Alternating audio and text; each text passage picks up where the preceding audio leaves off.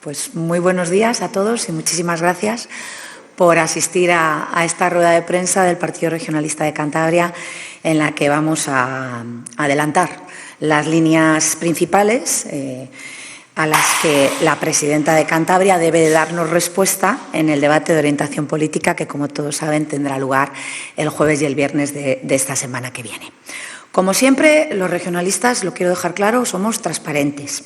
Por ello y porque los cántabros merecen tener un debate en el que se den respuestas a sus necesidades reales, pues vamos a trasladar hoy los mayores problemas que a nuestro juicio pues debe de tratar la presidenta en el discurso, y no solo eso, sino que también los debe de dar, como digo, respuestas.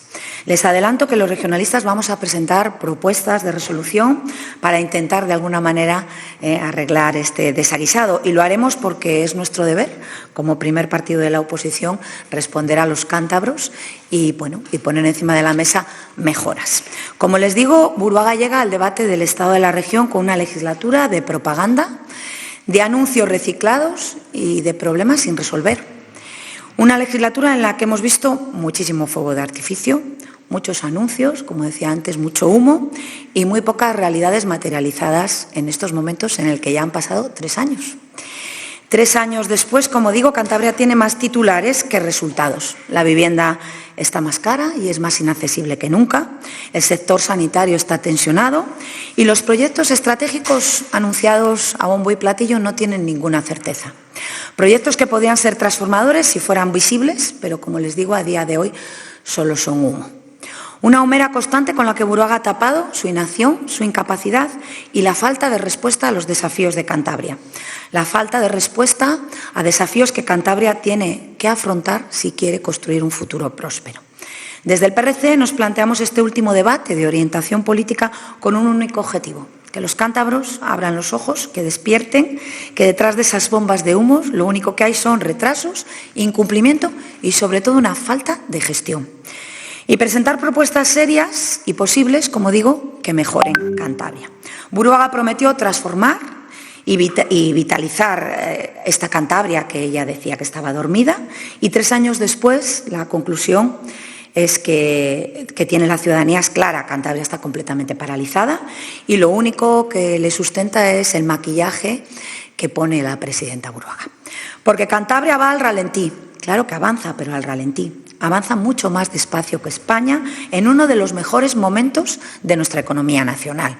Y los datos no engañan. Cantabria fue en 2024 la última comunidad autónoma en crecimiento económico. Y según las previsiones, seguimos en el balón de cola, tanto en el 2025 como en el 2026, porque los datos del primer trimestre de 2026 son claros.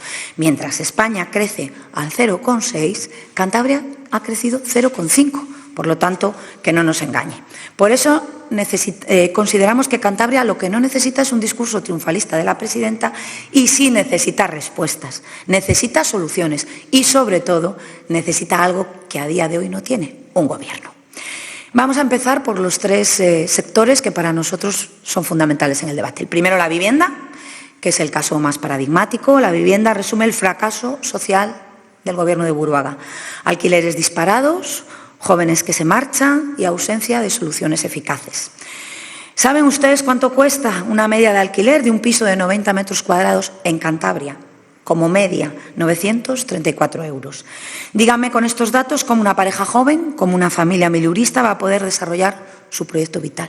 Y hay muchas familias miluristas. Ejemplos: todas las personas que trabajan en dependencia, por ejemplo, o en el servicio de correos, que ayer han estado con nosotros. Buruaga habla de vivienda, pero los cántabros pagan más, encuentran menos pisos y se emancipan más tarde.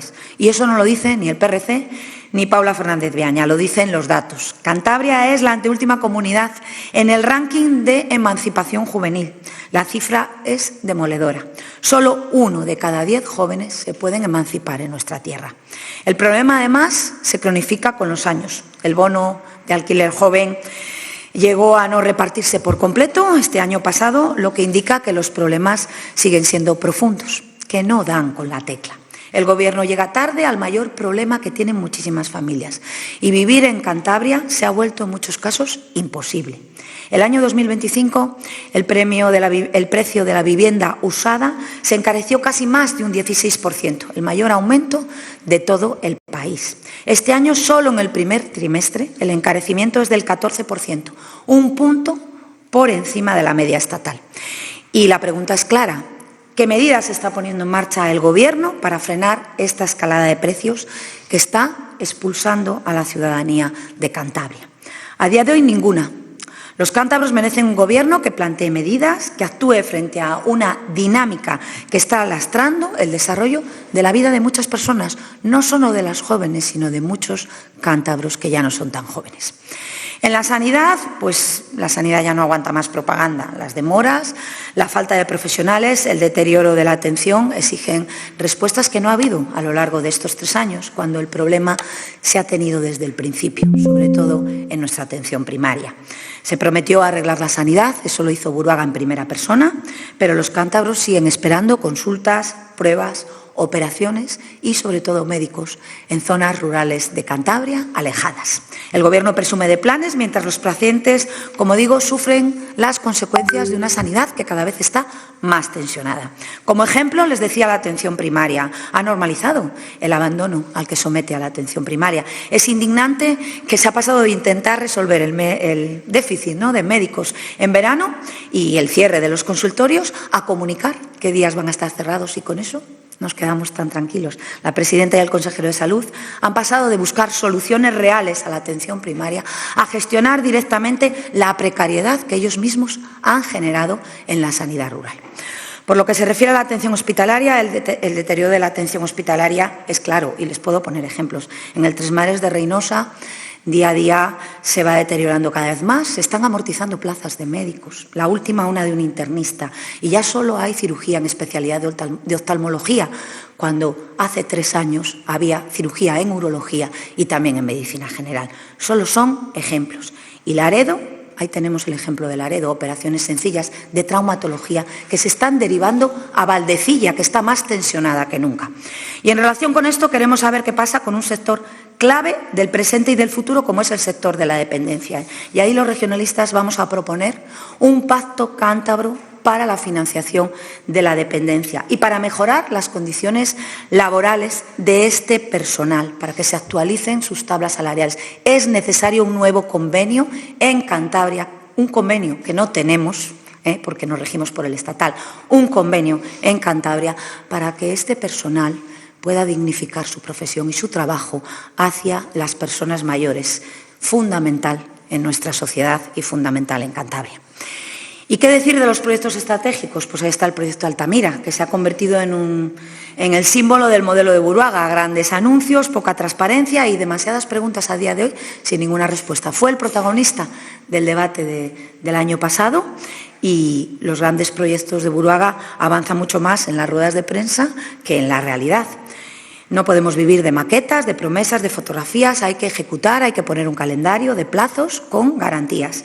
La legislatura de Buruaga es la legislatura de proyectos anunciados y proyectos retrasados. Ahí está el proyecto de la residencia, con plazos, que ahora mismo, pues miren todavía cómo está, después de haber dado patada para adelante durante mucho tiempo, y retrasados, como digo, y bloqueados. ¿Qué es lo único que avanza? Pues ustedes lo ven y lo saben, el polígono de La Pasiega, que lo dejamos en marcha los regionalistas cuando estábamos en el Gobierno.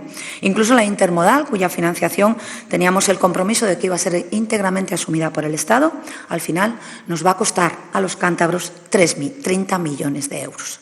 ¿Qué pasa con la atracción de inversiones? Ustedes han visto la última noticia que hemos conocido en Cantabria. Se ha perdido una inversión transformadora del grupo Chinosite de 200 millones de euros y 2.300 empleos directos.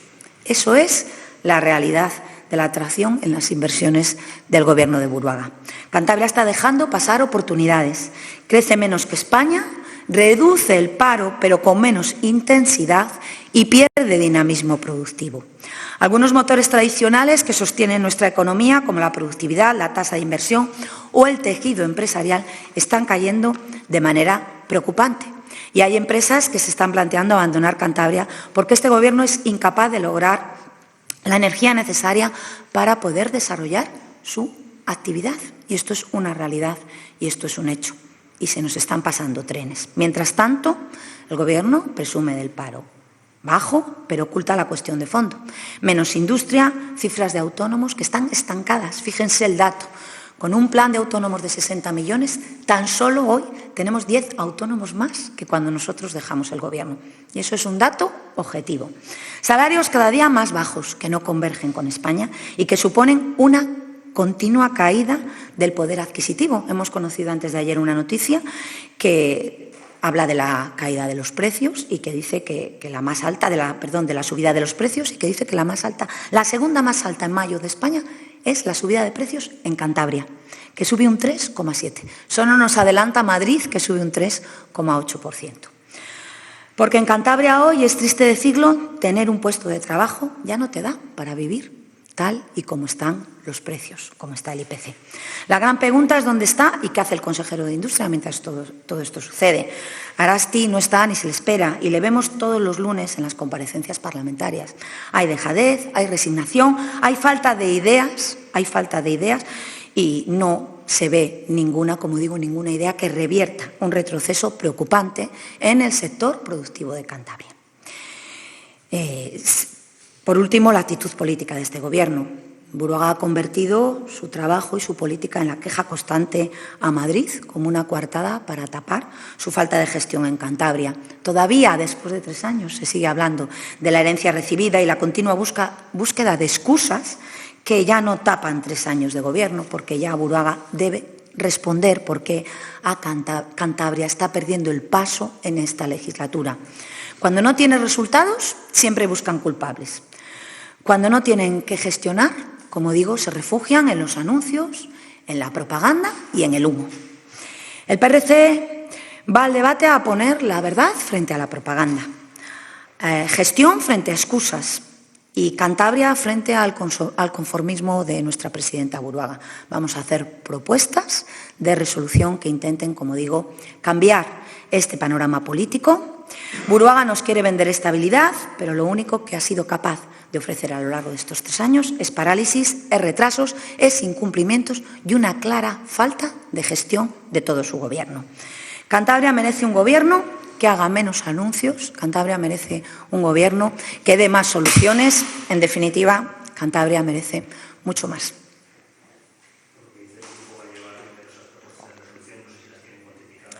Las propuestas de resolución, según acuerdo de los portavoces, van a estar tasadas.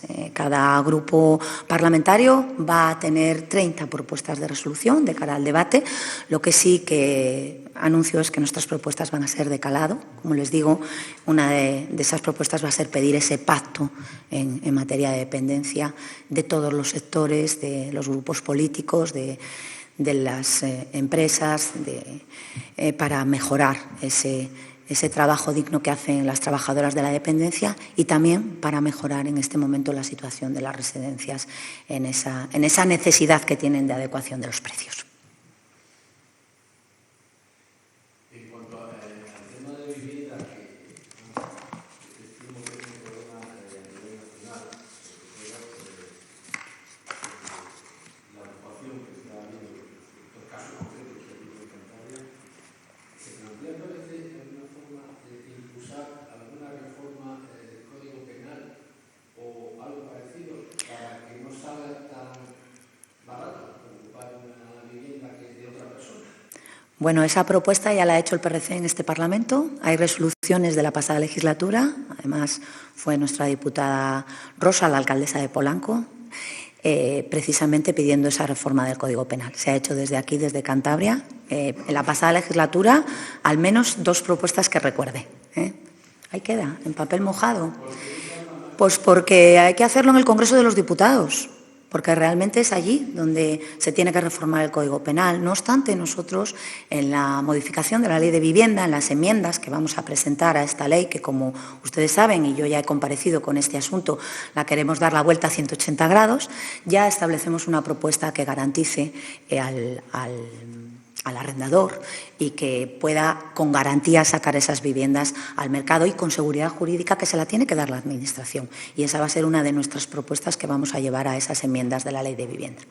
La Ley de Vivienda, ¿para cuándo se calcula que llegue al Parlamento la fase final que se apruebe?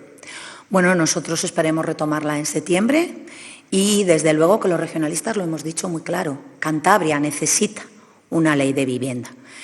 Pero ha habido muchas comparecencias, ya se ha terminado esa fase. Ahora sabéis que tenemos el impasse y que el periodo de sesiones nuevo comienza en septiembre y será allí donde ya tengamos el debate de las enmiendas, la presentación de las mismas y espero que se apruebe en el otoño, que desde luego es lo que queremos los regionalistas. Que se apruebe, pero desde luego que ahí vamos a ser inflexibles. Tenemos líneas rojas con cambios importantes de los que ya hemos hablado, como esas construcciones en suelo rústico limitadas para fijar población y dar estabilidad a las personas que quieran quedarse a vivir en Cantabria y esas propuestas son inflexibles. Van a ir todas en forma de enmiendas y también va a haber propuestas para el alquiler y para el uso de las segundas viviendas. Hablando de la ley de vivienda, ayer el consejero de Industria presentó las modificaciones legislativas para impulsar el polígono al sur de Moreno y también para la construcción del edificio multiuso del CCK en Torrelavega. Habló de que estas modificaciones se intentaría introducir en la próxima ley que sea posible, seguramente la ley de vivienda. Yo no sé, que dijo que ya te habías puesto esta idea, ¿qué punto de vista tienen de que se quieren introducir las modificaciones en esta ley? En la ley de vivienda. Nosotros también lo estamos valorando. Desde luego que creemos que es fundamental que se pueda conseguir el PCTCAN en Torrelavega y ahí también existe la posibilidad siempre de modificar la ley del suelo. Estamos estudiando a ver cuál es precisamente el mejor encaje legal para que eso salga adelante. Pero en ese mismo sentido, el introducir, el crear una ley ómnibus que tan criticada ha sido a nivel nacional, con la ley, con la aprobación de la ley de vivienda vaya la modificación del PSIC de Soria y la modificación del tema de Torrelavega, ¿lo han estudiado ya? Lo estamos estudiando. No somos partidarios, y lo sabéis, de las leyes en la que se mete todo, se modifica todo. No somos partidarios de una ley ómnibus. Así lo manifestamos en la ley de acompañamiento de los presupuestos y fue una de las, precisamente, de lo que se pidió por parte del Grupo Regionalista, de nuestras condiciones a la hora de apoyar los presupuestos y no somos partidarios de eso. Por eso le he dicho al compañero que también estamos barajando la posibilidad de modificar la ley del suelo, que es realmente donde iría esto con muchísima mayor seguridad jurídica, que es por lo que hay que velar en el Parlamento.